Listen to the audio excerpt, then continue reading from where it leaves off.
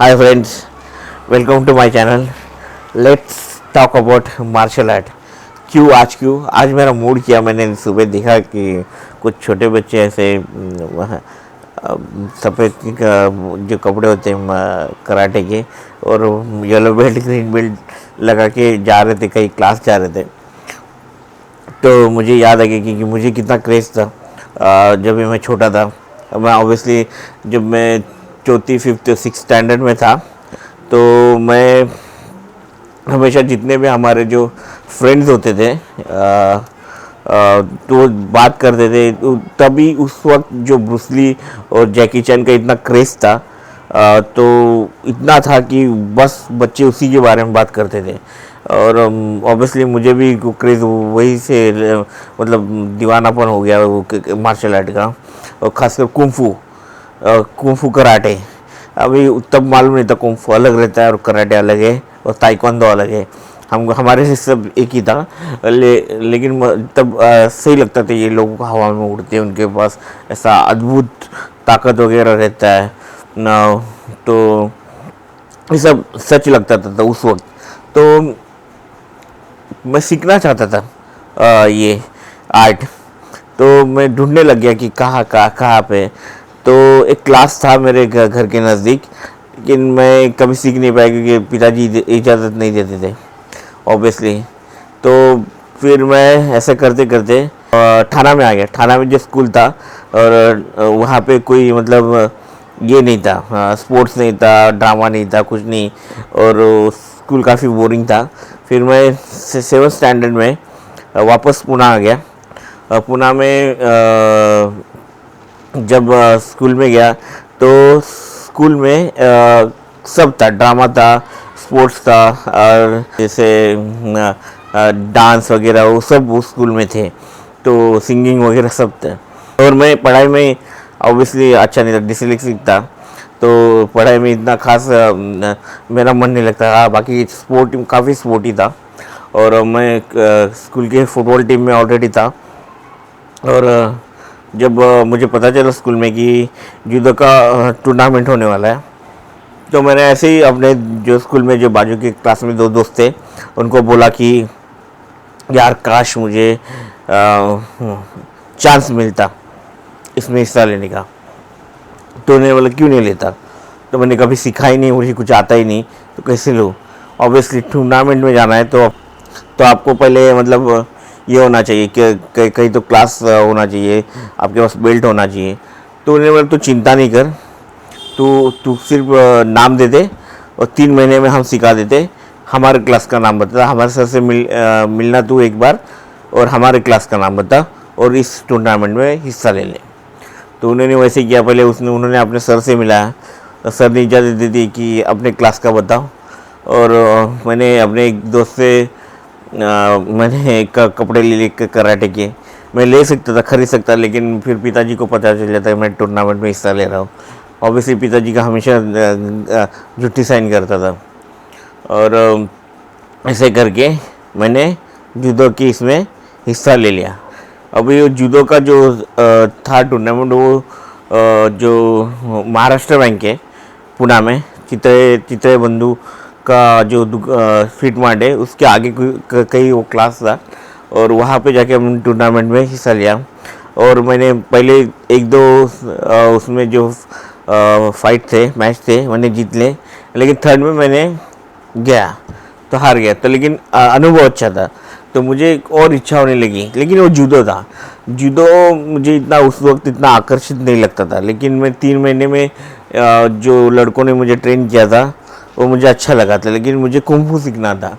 तो फिर से पिताजी जब पुणे आ गए, तो मैंने जो विजय मेडिकल ग्राउंड है, जो सिनेगॉग है रेड टेम्पल के सामने, विजय मेडिकल, उधर अंदर एक क्लास था। तो वहाँ पे पिताजी को लेके गया। तो वहाँ कराटे था, मुझे नहीं मालूम था को क्या था वो, कौन सा आर्ट था। हमें आपको पता है, मुझे मालूम ही नहीं था तभी क्या कुंफू, क्या कराटे, या क्या मतलब अलग अलग आर्ट होता है, ये मालूम है हमको। सब कराटे, कुंफू कराटे लगता था। तो ऑब्वियसली वो मेरे ख्याल से ताइक्वांडो था। तो वहाँ लेके गए तो पिताजी ने जब देखा तो उन्होंने नहीं बोल दिया और नहीं बोल दिया। तो फिर नाराज़ हो गया मैं। फिर मैं वापस कल्याण आ गया।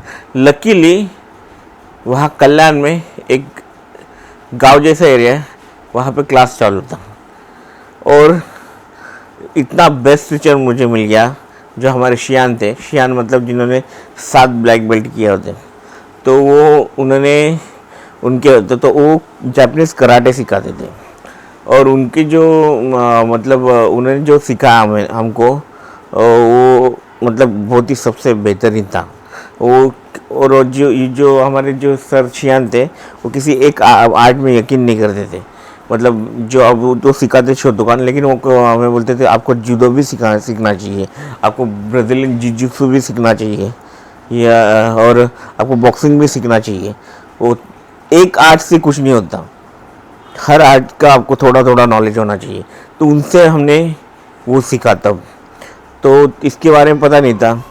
तो मुझे बहुत पछतावा हो गया क्योंकि मुझे ऑलरेडी मैंने जूडो सीखा था लेकिन एकदम मन से नहीं सीखा था।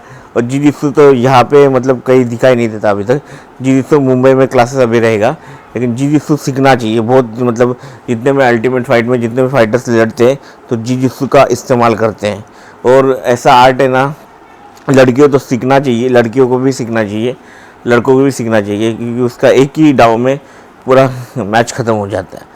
और बहुत सारा मतलब अल्टीमेट में जो लड़की लोग हैं और जितने भी फाइटर उसका इस्तेमाल ज़्यादा करते हैं, क्योंकि बहुत ही काम की चीज़ है वो, बहुत मार्शल आर्टिस्ट का लेकिन हमें तब क्या लगता था, कुंफू काफ़ी आकर्षित लगता था कि वो हवा में उड़ते और उनके अद्भुत शक्ति होता है।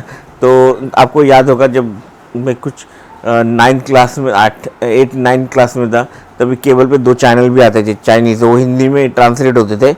उसमें सिर्फ वो क्राउचिंग टाइगर, हिडन टाइगर जैसा कुछ बताते, उसमें सब वो कराटे वाले उड़ते, उनके अंदर से पावर आता है, वैसा कुछ पावर फेंकते। तो सब अच्छा लगता था। और उस वक्त ये सब ना एकदम मतलब ये लगता था, मतलब असली लगता था और ये हमें पाना है। तो इससे जुड़े हुए कुछ दंत कथा भी थे और अंधश्रद्धा था, तो वो हमें उसके बारे में पता नहीं था। तो अभी मुझे कुंफू पर्सनली इतना पसंद नहीं है। क्यों? मैंने कराटे सीखा है और कुंफू और कराटे में लोग फ़र्क नहीं जानते। कुंफू और कराटे में फ़र्क इतना सा है कि जापानीज़ लोग जब चाइना पे राज करते थे तो उन्होंने कई सारी चाइना की कल्चरल चीज़ें लेके गए जापान। तो उसमें से जो लैंग्वेज लिपि था वो कंजी, इसमें चाइनीज़ लैंग्वेज लिखी जाती है। तो अभी जापानीज़ कंजी में नहीं लिखते क्योंकि बहुत मुश्किल है, अभी वो हिराकाना कताकाना में लिखते हैं। लेकिन वो लिखे गए, उन्होंने जब मार्शल आर्ट देखा तो उन्होंने समझ लिया कि ये सब फालतूगिरी है, ये हवा में उड़ना और पावर आता है और पहाड़ों पे जाके कुछ शक्ति मिलती है। उन्होंने इसको सिंप्लीफाई किया, मतलब प्रैक्टिकल बनाया।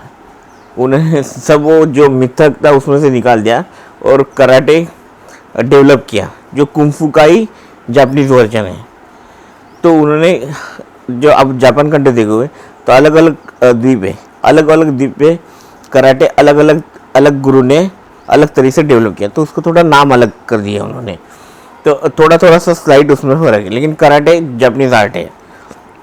तो उन्होंने जो कराटे आर्ट है मुझे ज़्यादा पसंद है। ताइक्वांडो में ज़्यादा किक यूज़ होता है, लेकिन प्रैक्टिकल नहीं। असली ज़िंदगी में हाथ का इस्तेमाल ज़्यादा होता है।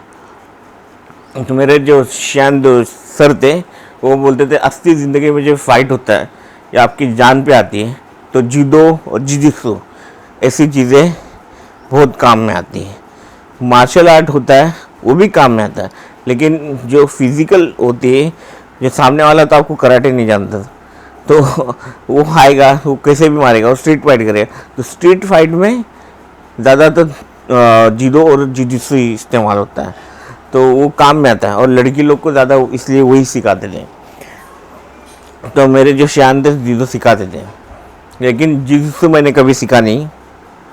और पछतावा ये हो गया कि मैं जहाँ पे रहता था पुणे में, और वहाँ पे सिर्फ 20 रुपये में बॉक्सिंग सिखाते थे। लेकिन मैं वहाँ पे जाता था, बहुत सारी एक्सरसाइज होती थी और बहुत थकाते थे, और लेफ़्ट राइट ऐसे पंच वगैरह, तो मुझे बोर लगता था, मैंने बॉक्सिंग नहीं सीखा।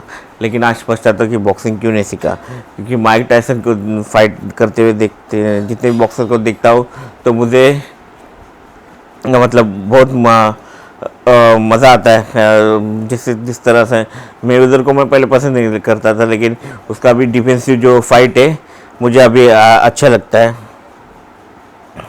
तो बॉक्सिंग सीखना चाहिए, बॉक्सिंग बहुत ज़रूरी है। आप कराटे में पंचिंग सीखते हो, लेकिन जैसे बॉक्सर्स को पंचिंग सिखाते वैसे कराटे में नहीं सिखाते। तो आप बॉक्सिंग का पंचिंग सीखोगे तो बहुत ही अच्छा होगा। आपने देखा मेवेदर ने कॉनर मैग्रेगर को कैसे हराया, कितने गंदे तरीके से हराया, उसको हार माननी पड़ी। तो बॉक्सिंग सीखना बहुत ज़रूरी है। तो जितना भी आर्ट है ना, आपको उसका सबका नॉलेज, आप कोई भी आर्ट सीखो। मैं आपको ज़्यादातर कराटे रिकमेंड करूँगा, लेकिन उसके साथ जूडो और जिजित्सु, बॉक्सिंग ये भी इस्तेमाल करो। इज़राइल का जो क्राव मागा जो आर्ट है वो इन्हीं आर्ट का बना हुआ है। जिजित्सु, जिडो, ताइक्वांडो, सबका उन्होंने लेके एक आर्ट बनाया। लेकिन वो किस लिए? सीधा आदमी को ख़त्म करने के लिए, जो उनको मिलिट्री को सिखाते हैं कि आपके हाथ में हथियार ना हो तो कैसे, और हथियार का इस्तेमाल वो सीधा मारने को सिखाते हैं। मतलब वो आर्ट अलग है, वो सिर्फ मिलिट्री को है। और मुझे काफ़ी पसंद है, क्योंकि वो काफ़ी मतलब आक्रामक भी है और डिफेंस में भी अच्छा है। और मुझे एक और आर्ट का जो सिखाया जाता था हमारे वक्त, पहली बात तो जापान में कुछ क्लासेस देखो तो बंद कमरे में होते, नीचे एक कोई तो ऐसा चद्दर या जैसा गद्दा रहता है, जैसे आपको लगे नहीं। कुछ क्लासेस पूरे मतलब ओपन एयर में लिए जाते हैं। हमारे जो क्लास था वो मैदान में लिया जाता, तो बारिश गिरती तो बारिश में चालू होता था, बारिश में फाइट हम करते थे, धूप में। और नीचे गद्दा नहीं होता था, नीचे ज़मीन होती थी। अगर आपके हाथ को कट भी जाए फिर भी आपको तो क्रोकोडाइल स्टाइल में चलना पड़ता था। और पाँव में कपड़े आपने कुछ पहना नहीं, जूता वगैरह कुछ नहीं। तो इस हालात में हम करते थे। हमने कितनी बार पूरे बारिश में प्रैक्टिस की है। तो इस तरह सिखाते थे हमें। एक और जो थाईलैंड का मुआय थाई है, उसमें से जो हमें चीज़ हमें सिखाया जाता था, जैसे मार खाना। अभी ओबियसली टूर्नामेंट में क्या होता है, आप दूसरे को दो मारोगे तो सामने वाला आपको एक तो मारेगा।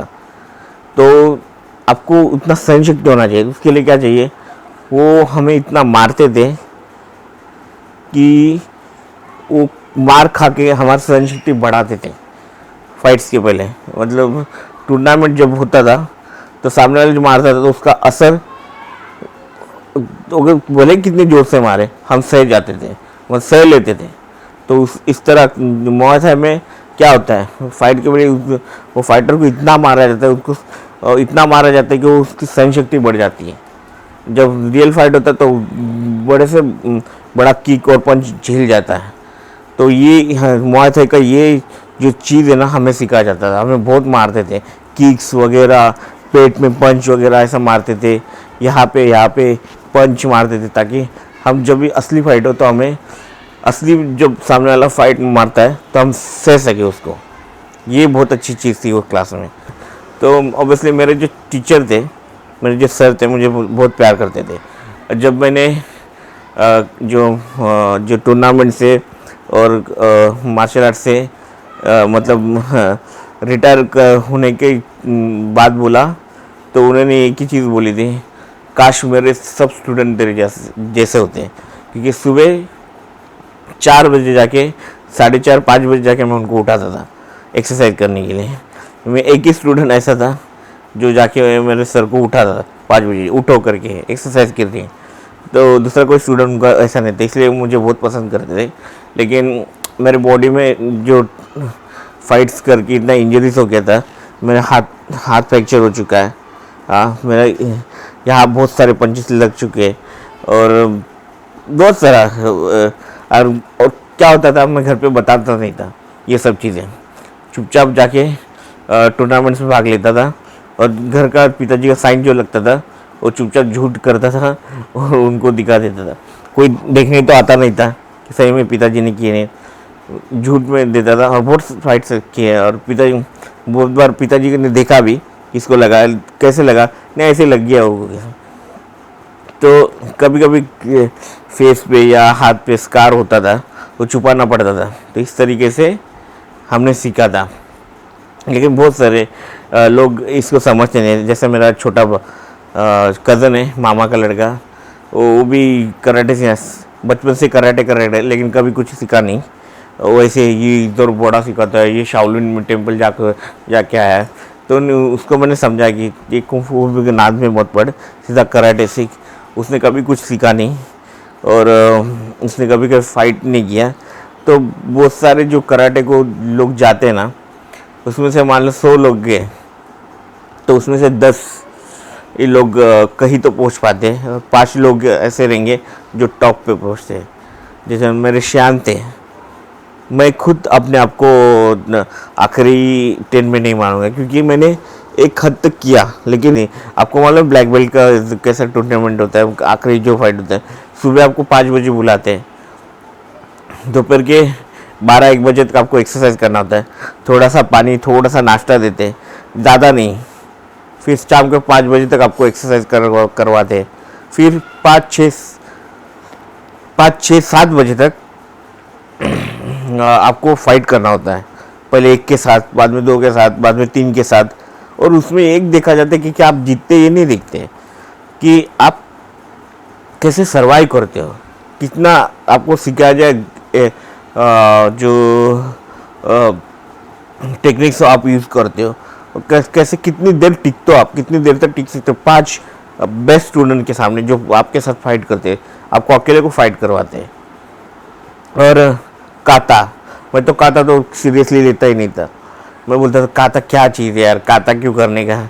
लेकिन आज पछता तो देखता हूँ मैं यूट्यूब पे लोग बच्चे कितने अच्छा काता करते हैं, तो अभी पछता होता है। तो काता मैं ठीक से नहीं करता था। तो आपको कराटे सीखना है तो इन सब चीज़ों का ध्यान रखना। तो वो एक आर्ट है, तो किसी को मारने के लिए नहीं, खुद को डिफेंड करने के लिए। और आपको जब सीखोगे ना, जो मराठी में डालाटे का भाव समझ में आता है, तो आप शांत बनते हो, आप मेंटली पीसफुल बनते हो। ये सब मतलब कराटे का मतलब मार्शल आर्ट का फ़ायदा है। तो जिनको भी मार्शल आर्ट सीखना है तो ये ध्यान में रखना, ओके। और बहुत प्रैक्टिस करना और दिल से मतलब इसको सीखना चाहिए, तो ये आप कहीं तो पहुंच पाएंगे, नहीं तो नहीं होगा। अपना जो इंडियन मार्शल आर्ट है, जैसे कलरी और महाराष्ट्र का तो मर्दानी, वो भी सीखना, क्योंकि अपना कल्चर आगे लेके जाने का है। तो उसको भी सीखना वो ज़रूरी, कलरी और मर्दानी जो बहुत ही ग्रेट आर्ट है। तो आपको शायद पता नहीं, जो पहला जो मार्शल आर्टिस्ट था, वो चाइना ने मार्शल आर्ट नहीं निकाला, इंडिया ने ही मार्शल आर्ट निकाला था। इंडिया का ही आदमी था जिसने मार्शल आर्ट शाओलिन लेके गया था। उन्होंने शुरुआत नहीं किया, लेकिन आज कितना मतलब अनलकी आदमी है। इंडिया में उसका नाम कोई जानता नहीं है, लेकिन चाइना में उसको लोग पूछते हैं। तो आपको बताएंगे, खुद बताएंगे कि इंडिया के आदमी ने मार्शल लेके आया था। तो ये सच है। इसके बारे में अगले वीडियो में बात करूँगा। Like share subscribe, free channel है। आपको अगले वीडियो में मिलता हूँ। अलविदा, बाय।